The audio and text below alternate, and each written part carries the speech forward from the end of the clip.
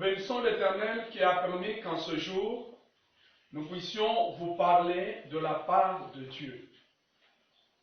Nous sommes toujours en train de parler de l'unité dans le corps du Christ.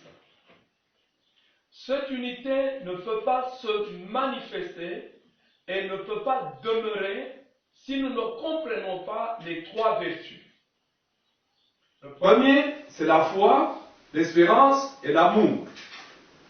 Mais nous sommes en train plus de parler de l'amour, et la fois passée, nous avons parlé de Dieu qui est amour et qui est source d'amour.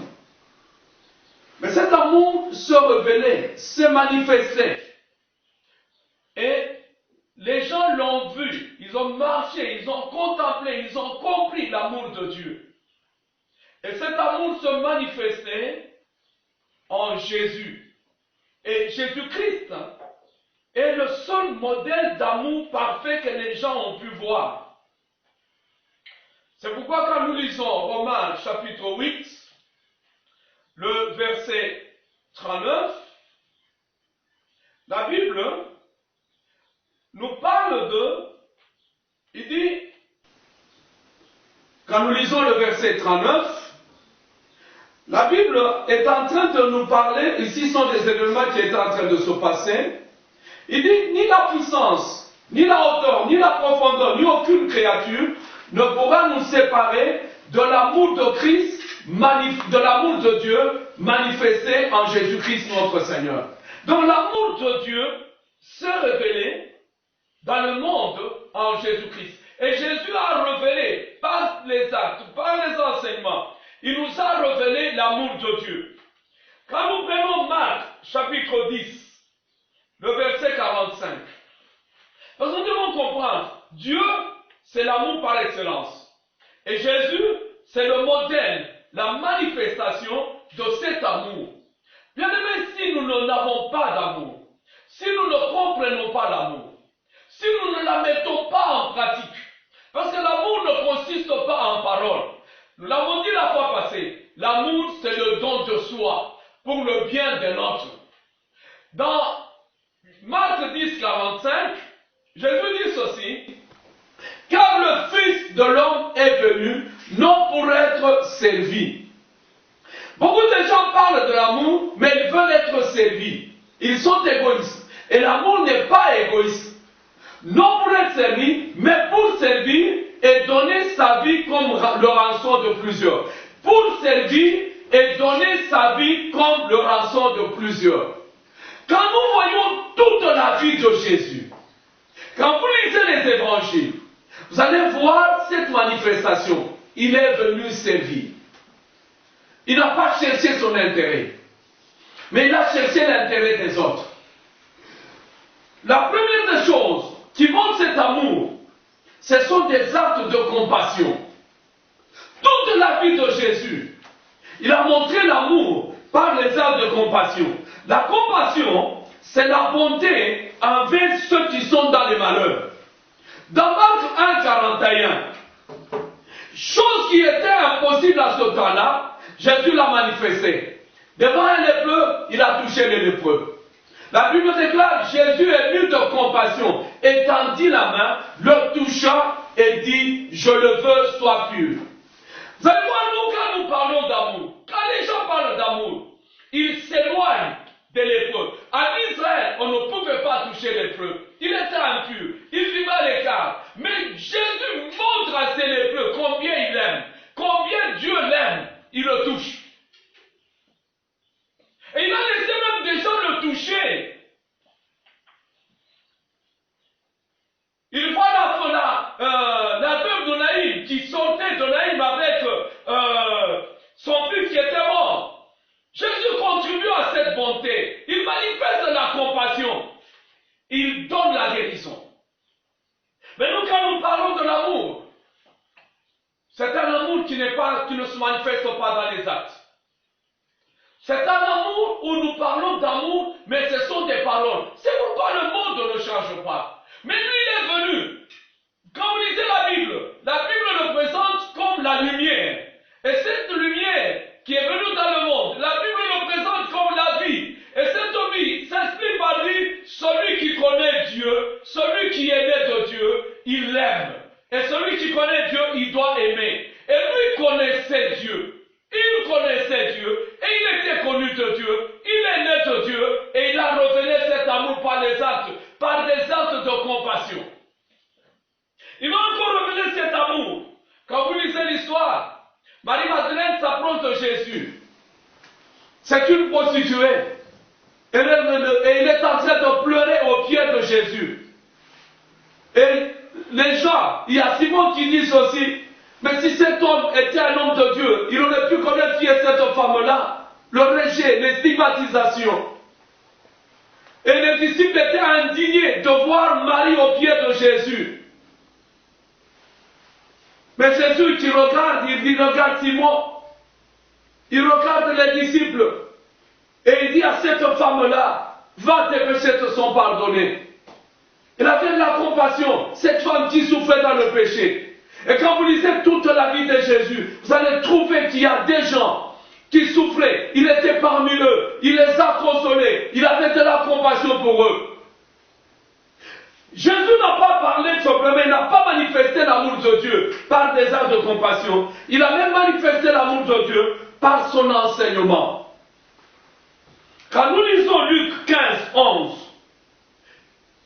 vous allez voir qu'il y a des gens qui venaient. Beaucoup de gens sont venus vers Jésus. Il dit encore, Luc 15, à partir du verset 1. Vous allez voir quels sont les gens qui venaient vers lui. Pourquoi? Parce qu'ils se sentaient aimés. Aujourd'hui dans nos églises, il y a une stigmatisation. Il y a des stigmatisations. Pourquoi? Les gens ne se sentent pas aimés. Nos familles, nos foyers, nos milieux devaient être des milieux où on devait trouver l'amour. Cet amour qui est l'amour de Jésus, nous devions le trouver dans nos milieux. Et quand nous le trouvons dans le milieu, la Bible déclare, tous les publicains, les gens de mauvaise vie, s'approchaient de Jésus pour l'entendre. Ils venaient entendre quoi? Un enseignement d'amour. Nous allons au verset 2. Et les pharisiens et les scribes, c'est ça qui représente le monde, murmuraient disant, cet homme accueille des gens de mauvaise vie et mange avec eux. Jésus est venu parce qu'il aimait. Et regardez la parabole pour l'expliquer. Il est en train d'expliquer cet amour. Dans cette parabole que nous lisons à partir du verset 3, et il va le dire avec le verset 11, nous le lisons dans le verset 3. Il dit, quel homme d'entre vous, s'il a 100 brebis, et qu'il en perde une, ne laisse les 99 autres dans le désert pour aller après celle qui était perdue jusqu'à la retrouver. Nous allons au verset 5. Et lorsqu'il la retrouve, il a la joie, il la met avec joie sur ses épaules. Et de retour à la maison, il appelle ses amis. Ses voisins leur dit, réjouissez-vous avec moi, car j'ai retrouvé ma brebis qui était perdue. De même, je vous le dis, il y aura plus de joie dans le ciel pour un seul pécheur qui se repent que pour 99 justes qui n'ont pas besoin de repentance. Nous allons au verset 8. Ou quelle femme? Je voudrais m'arrêter un peu ici. Cet amour, c'est un amour où Dieu manifeste de la joie pour les pécheurs qui se repentent. C'est pourquoi, dans son enseignement, il montre que Dieu aime. Il va parler de l'enfant prodigue. Lisez seulement le chapitre 15, vous comprendrez l'amour de Dieu. Et comment Jésus a manifesté cet amour en allant vivre parmi les pécheurs, en allant vivre parmi ceux qui n'avaient pas. Il n'est pas allé parmi les pécheurs pour devenir pécheur. Il n'est pas allé parmi les pécheurs pour faire le mal. Il est venu parce qu'il les a aimés. Il a montré l'amour de Dieu. Il a montré pourquoi que Dieu aimait les pécheurs. Bien aimé, Dieu aime les pécheurs. Il n'aime pas le péché. Il aime le péché, mais il aime le pécheur. Si nos milieux deviennent des milieux d'amour, il y a beaucoup de choses qui changeront. Et là, Jésus, c'est pas son enseignement. Maintenant, regardez une autre attitude. Quand nous lisons Luc 19, 41, vous allez voir une attitude qui montre la tristesse de Jésus qui naît à cause de cet amour en voyant la désobéissance humaine. Aujourd'hui, il y a beaucoup de gens qui ne comprennent pas quand ils désobéissent. Ici, nous sommes devant Jérusalem, l'amour de Dieu, qui amène une tristesse.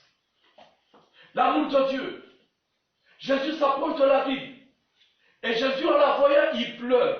Vous savez, chez nous les Africains, pleurer, quand quelqu'un pleure, c'est une femme, c'est un enfant. Mais combien de nos chrétiens, nous pleurons devant la dureté de cœur des gens? Nous pleurons dans les intercessions. Combien de chrétiens aujourd'hui?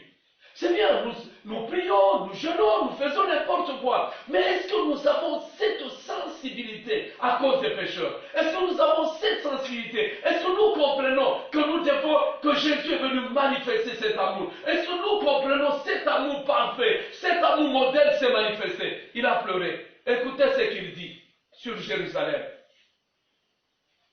Il dit ceci au verset 42. Si toi aussi au moins, en ce jour qui t'est donné, tu connaissais les choses qui appartiennent à ta paix. Jésus était un don. Il dit, il est venu comme un don que Dieu a donné pour qu'Israël, devant cette désobéissance, il dit, si tu connaissais les choses qui appartiennent à ta paix, mais maintenant elles sont cachées à tes yeux. Bien-aimés, si nous comprenons cet amour, c'était l'amour de Dieu. Cet amour de Dieu a pleuré. Il a pleuré devant la désobéissance. Il a pleuré devant le cœur dur. Il a pleuré cet amour, Jésus qui pleure, lui créateur, lui le Dieu de Dieu, lui qui a tout a été créé par lui et pour la parole, devant l'homme, cet homme incrédule. Il aurait pu le fouetter, il aurait pu faire n'importe quoi, mais l'inverse, il pleure. Il pleure devant cette désobéissance. Il pleure parce que le cœur était dur. Il pleure parce que les pécheurs n'ont pas compris. Il pleure devant la désobéissance. Un amour qui pleure. Un amour qui aurait pu tout détruire. Il aurait pu dire, Père, ils n'ont pas compris, tuez-les. Non, il pleure. Et même sur la croix de Golgotha, cet amour se manifeste. Il dit, pardonne-leur, ils ne savent pas ce qu'ils font. Bien même si nous comprenons cet amour, si nous vivons cet amour, le monde sera bouleversé. Il y aura un changement. C'est pourquoi je vous présente cet amour, qui est la lumière, qui est la vie, qui est venu vers les siens. Les saints n'ont pas entendu, qui est l'excellence. Et les gens disent, nous l'avons vu, nous avons contemplé, nous l'avons palpé. Ils ont contemplé l'amour de Dieu. Ils ont vu l'amour de Dieu. Ils ont vu la manifestation de l'amour de Dieu. Un amour patient, un amour qui a de l'espérance, un amour qui se dit, il y aura un changement. Ils seront sauvés. C'est cet amour qui se révèle par la tristesse. Et regardez quelles sont les amitiés. Cet amour se révèle par son amitié.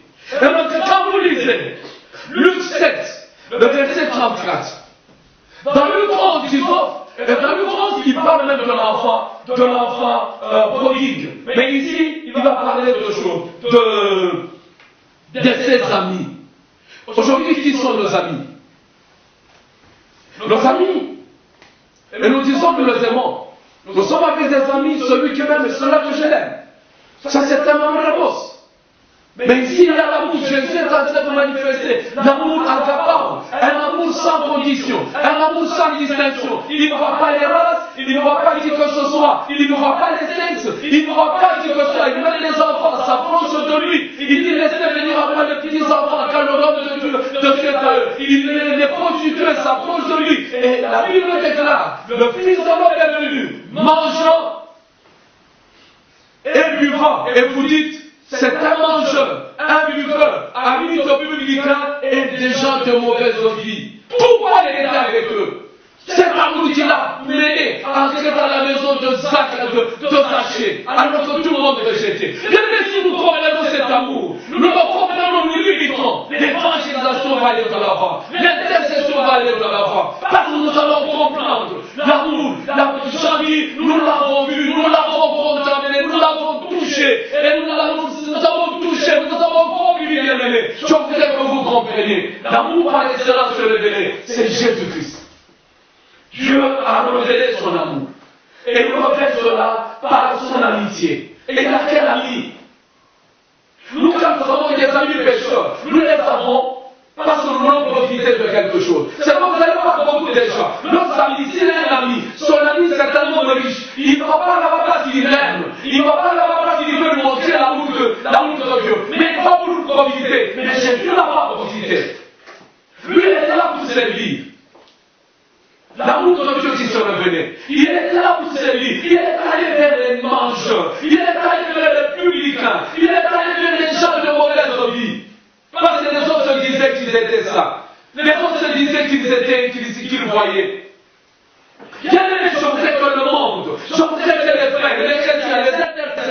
qu'ils comprennent les pasteurs, que les mamans, tout le monde, que le Saint-Esprit reparle, qu'elle regarde de cet amour, qu'il reparle de cet amour à nous. Et que nous comprenions, non pas seulement, nous superficiellement, que nous comprenions les profondeurs, nous comprenions la hauteur, la largeur, la longueur de cet amour qui se révèle, l'amour de Dieu qui se révèle sur la terre. Si cet amour se répand dans nos églises, oh le Saint-Esprit le répand. Si cet amour se répand dans nos foyers, si cet amour se répand dans nos quartiers, au service, dans nos parlements, dans nos sénats, partout où nous trouvons, si cet amour se répand dans le monde, il y aura une transformation. Nous n'avons pas fait de stigmatisation, nous n'avons pas rejeté les gens, nous n'avons pas valé, nous n'avons pas choisi les gens, parce que c'est venu par déception. Bien aimé, parce que tout le monde était créé à l'image de Dieu, et lui comprenait.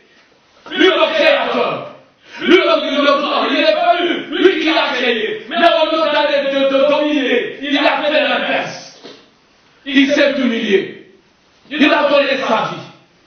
Mais ici nous parlons de sa vie, la vie terrestre de Jésus. Une vie qu'on ne peut pas retrouver. Il y a des femmes qui ont compris cette vie. Il y a des hommes qui ont compris cette vie.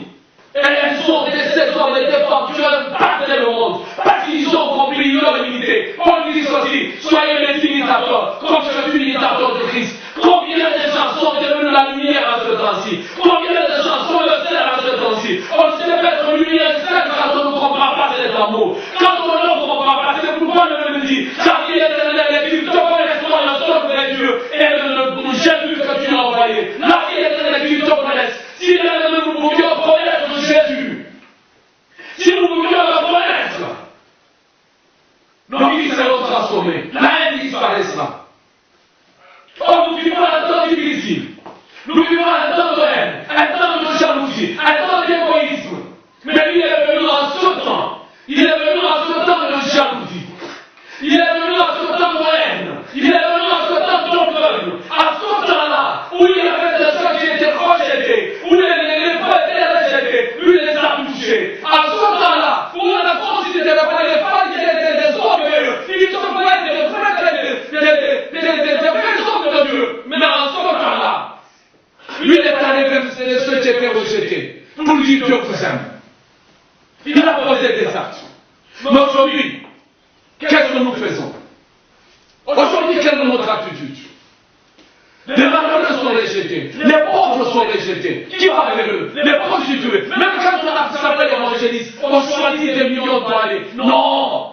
Tout a été créé par lui et pour lui. Et l'homme a été créé par Dieu. Et lui, il a considéré tout homme. Il a considéré les mendiants.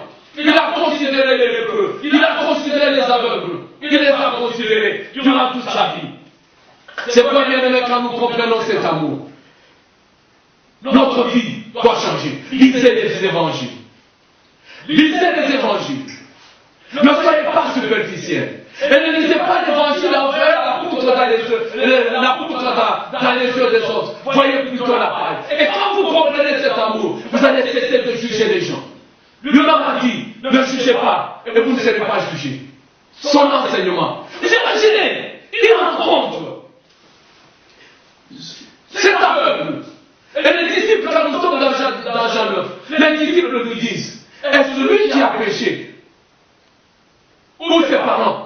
Il dit non, c'est pour que les œuvres de Dieu se manifestent. Nous tous aussi, qui qu'on soit, quoi qu'on vu, Dieu peut manifester sa puissance et sa grandeur en nous. Cet homme qui, dans le sang coulé, qui s'approche, qui le touche, il lui dit, mais pourquoi tu m'as touché? Tu es impur. Mais l'inverse.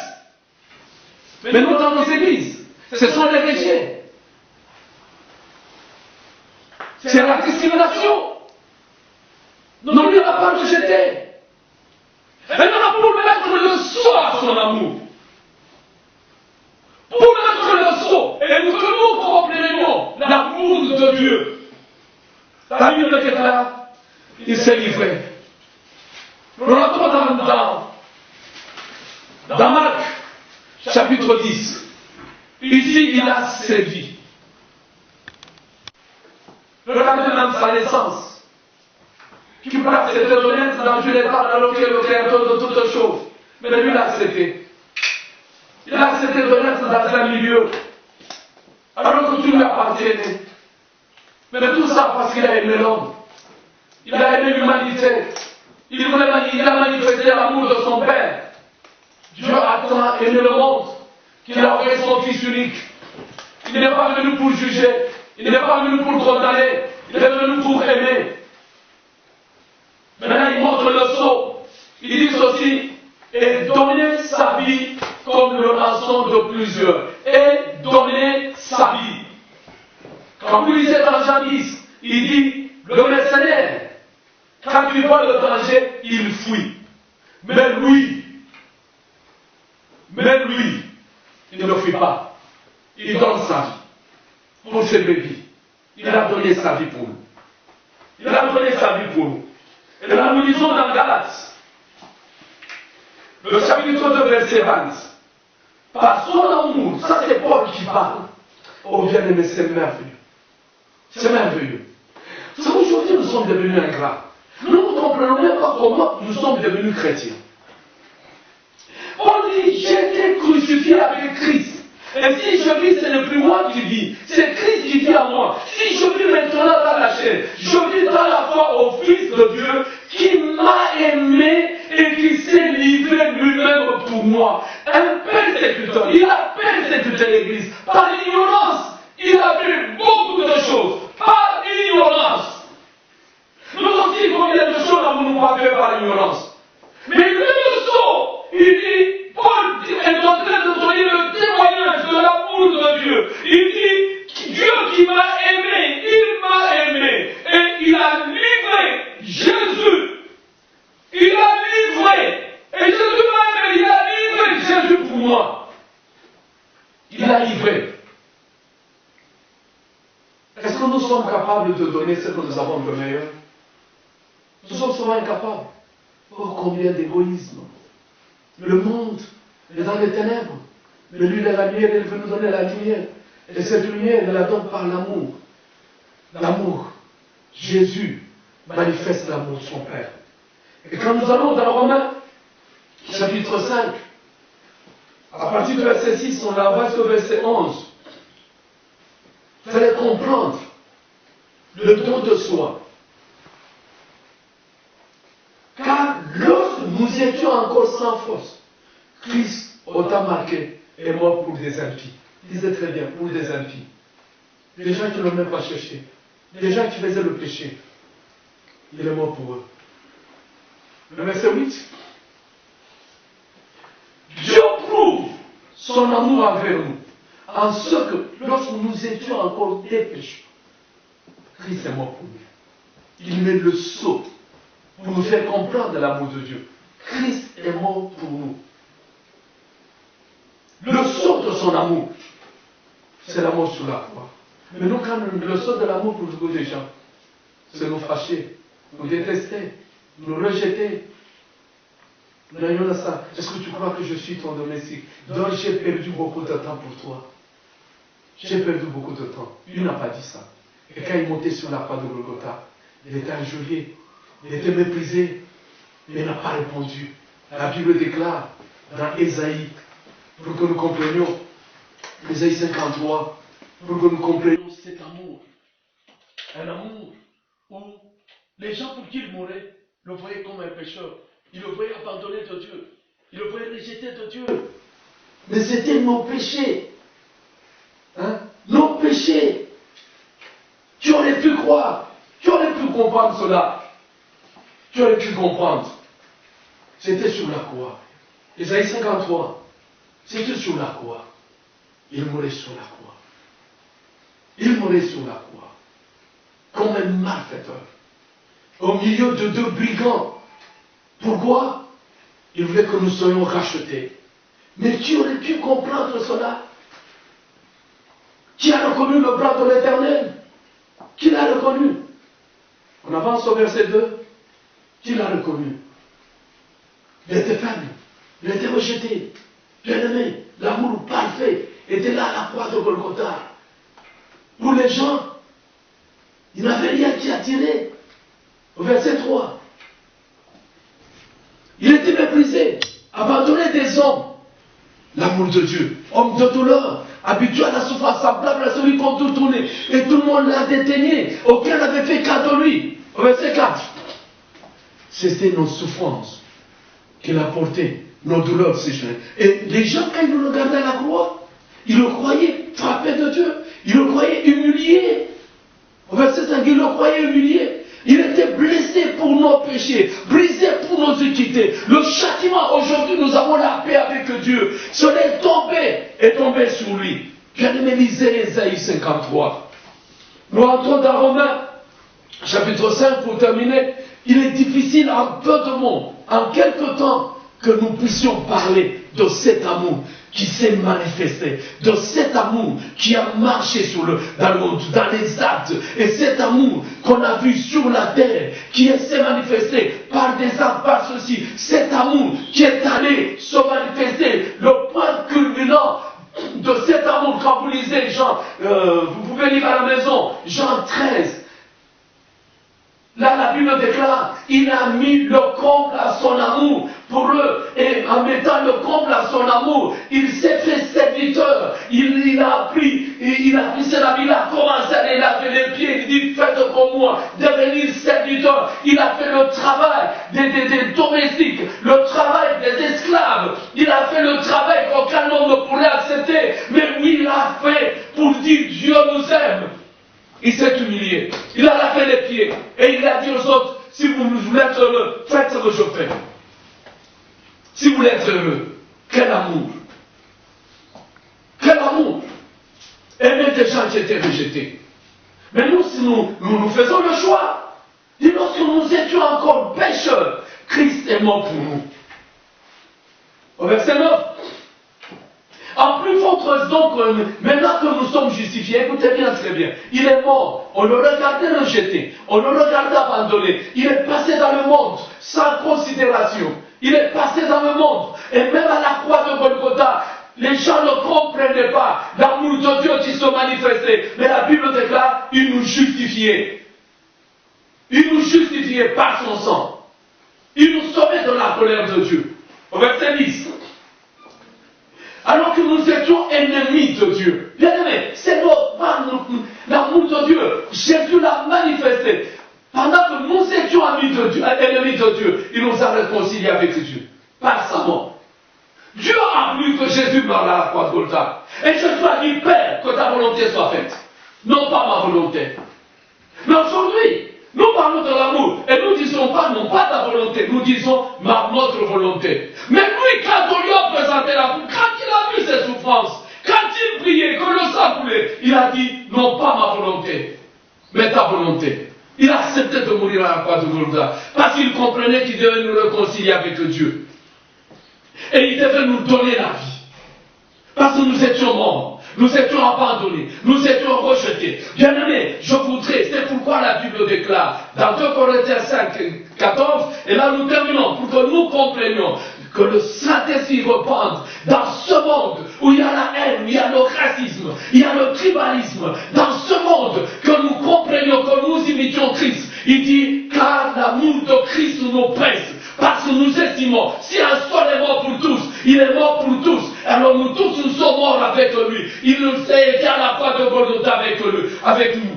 Et cet amour, s'il est mort, le verset 15, nous allons comprendre certaines choses. Et qu'il est mort pour tous, afin que ceux qui vivent, c'est par cette mort que nous avons la vie.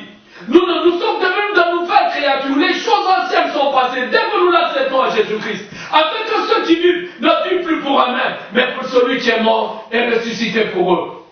Bien-aimés, je voudrais que vous compreniez cet amour. L'amour qui s'est révélé sur la terre. L'amour qui a marché au milieu des gens. L'amour que d'autres parmi nous avant l'ont palpé. Mais aujourd'hui, nous pouvons le palper par la foi. En comprenant les Écritures, en lisant les Écritures. Mais nous avons un problème, c'est la connaissance qui nous manque. La connaissance que le Saint-Esprit, Que le Saint-Esprit nous donne une révélation. Que le Saint-Esprit nous illumine. Que nous puissions être comme les Paul et tous les autres qui ont compris l'amour de Dieu. Qui les a détachés alors qu'ils étaient pécheurs. Ils ont fait n'importe quoi. Mais quand ils ont compris l'amour de Dieu, ils ont compris l'excellence de Jésus. Ils ont pris les choses qu'ils considéraient comme valeur. Ils ont pris ça comme de la boue, comme de la perte. Et il y a des choses que nous prenons, mais si nous comprenons cet amour, si nous voyons cet amour, nos vies seront bouleversées et nous bouleversons le monde. Que Dieu vous bénisse. Amen.